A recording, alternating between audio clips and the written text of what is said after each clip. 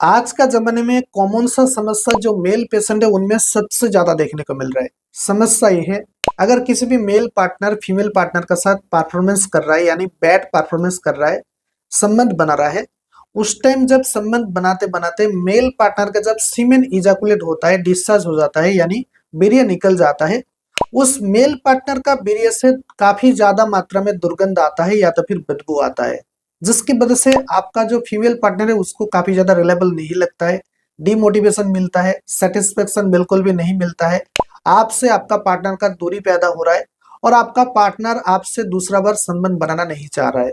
इसलिए आज की इस वीडियो के माध्यम से मैं आप सभी को डिटेल्स में बताऊंगा आखिर ऐसा क्यों होता है, इसका मेन रीजन क्या है, और ये जो आपका वीर्य से बदबू आता है कितने प्रकार का स्मेल आता है, इसके लिए आपको कौन सा मेडिकल टेस्ट करना चाहिए, और फाइनली 2025 में इसका लेटेस्ट ट्रीटमेंट क्या होगा जिसकी वजह से आपको एक होलिस्टिक सॉल्यूशन मिल जाएगा। जो ट्रिक मैं आपको बताऊंगा जस्ट उसी ट्रिक को आपको फॉलो करना है। ये वीडियो बहुत ज्यादा इंफॉर्मेटिव और नॉलेजेबल है, वीडियो को कहीं भी जगह में स्किप ना करके एंड तक जरूर देखना।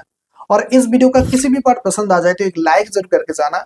चैनल पर पहली बार आई हैं तो चैनल को सब्सक्राइब कर देना, पास में बेल आइकन को भी ऑल प्रेस कर देना और आपका दोस्त का साथ जरूर शेयर करना। चलिए आज के इस वीडियो को शुरू करने से पहले हम बात करेंगे how many types of abnormal smell present in your semen, यानी आपका वीर्य में कितने प्रकार का एबनॉर्मल स्मेल आता है।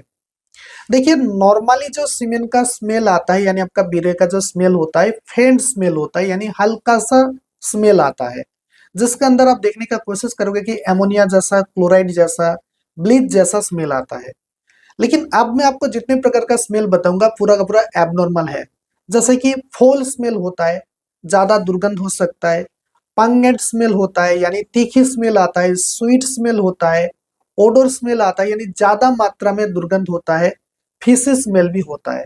ये पूरा का पूरा एबनॉर्मल स्मेल है जिसकी वजह से आपको मैं भी ट्रीटमेंट का जरूर बात करेंगे इसका मेन रीजन क्या है जिसकी वजह से प्रॉब्लम देखने को मिल रहा है। ध्यान से सुनना है। नंबर 1 प्रॉब्लम ये हो सकता है एसटीआई यानी सेक्सुअल ट्रांसमिटेड इन्फेक्शन।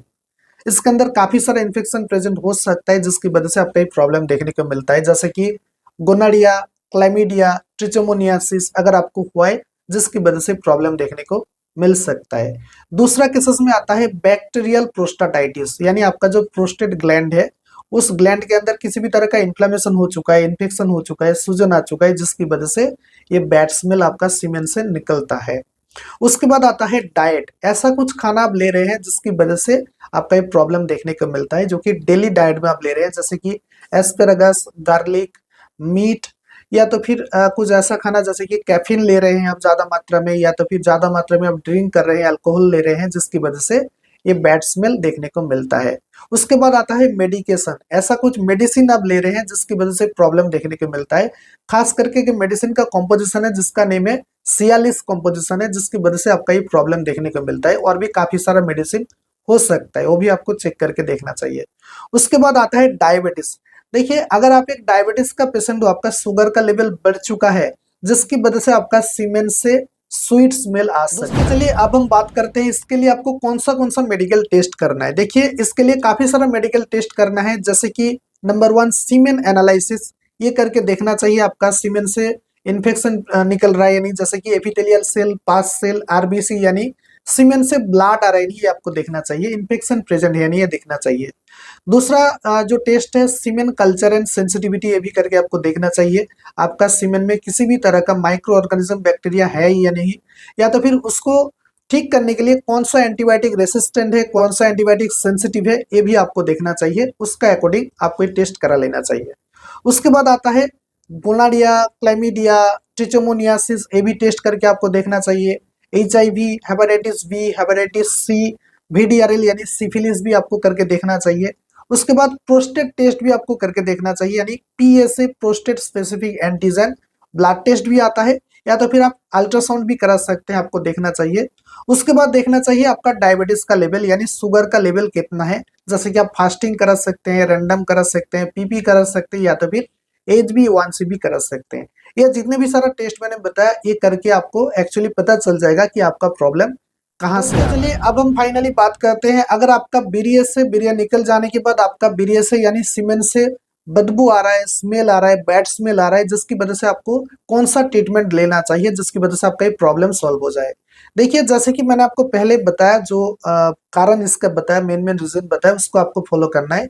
जैसे कि सबसे पहले तो अगर आपका एसटीआई डिजीज हुआ है, यानी सेक्सुअल ट्रांसमिटेड डिजीज हुआ है, तो उसको आपको टेस्ट करने के बाद पता चल जाएगा। उसके हिसाब से आपको कुछ एंटीबायोटिक लेना है, डॉक्टर को दिखा लेना है। मैं आपको रेकमेंड करूंगा एक अच्छा सा डॉक्टर को दिखाइए, आपका प्रॉब्लम सॉल्व हो सकता है। आपको टेस्ट करने के बाद पता चल जाएगा, उसका हिसाब से आपको एंटीबायोटिक रेकमेंड किया जाएगा और ये प्रॉब्लम आपका सॉल्व हो जाएगा। उसके बाद आता है, अगर आपका प्रोस्टेट का प्रॉब्लम है तो आपको सोनोग्राफी या तो फिर PSA prostate specific antigen test करने के बाद पता चल जाएगा। उसका हिसाब से आपको एंटीबायोटिक लेना है, जिसकी वजह से आपका प्रॉब्लम सॉल्व हो जाएगा।